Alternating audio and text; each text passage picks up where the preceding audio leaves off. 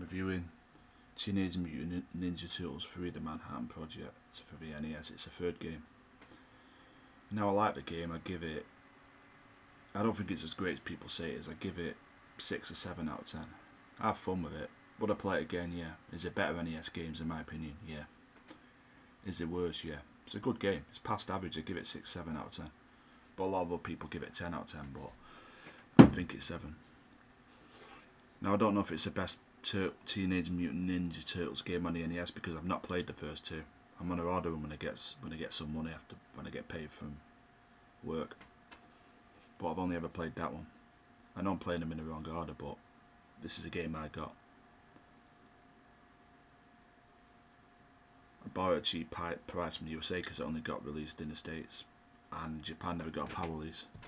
But fortunately it plays on my NES console because it's a region 3 console. I played loads of NTSC made games on the NES. But yeah, what do I think of this game, Teenage Mutant Ninja Turtles Manhattan Project? I like it.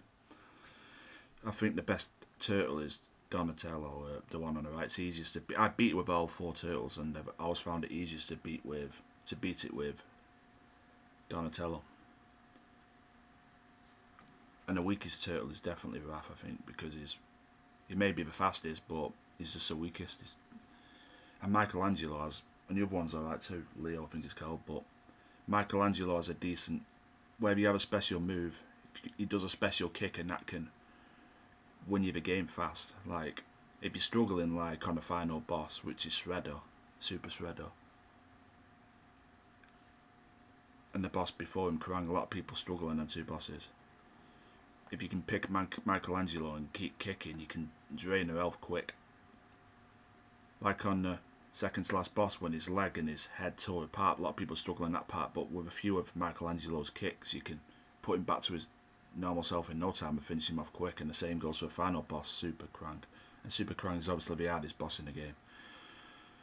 But some of the bosses are difficult, some of them are not. I think all the bosses until the 5th boss, they're all easy, but the 5th boss is hard. I can't figure out his pattern. And the bosses after that I can't really figure out pattern except the last 2 bosses of the game, but you're going to lose lives on them anyway. Super Krang, Super Shredder and Krang I think he's called, the second to last boss. You're going to lose lives on them bosses, but you know the pattern, you know what they're going to do, but you're just going to lose the lives because they're hard. But you need Michelangelo's kit to make them 2 fights easy, like I just said before. But yeah, so beat him up, it's 8 stages. It's a good game. I beat it 5 times, I'll be honest. I beat it twice with Donatello and 3 times with Michelangelo and the other 2 turtles. But yeah, that's when I start struggling the game a bit, when you get the 5th stage boss. I don't know how to beat him without losing at least 1 life.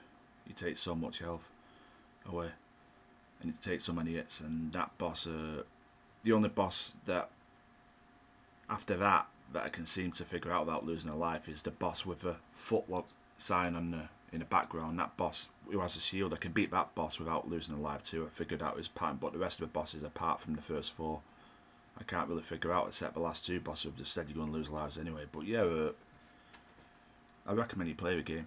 Give it a 6, 7 out of 10.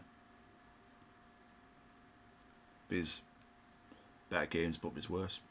I'm going to play the first 2 and then I'll review them 2 and think they're better games or worse than this. But if it's a good game, give it 6, 7 out of 10.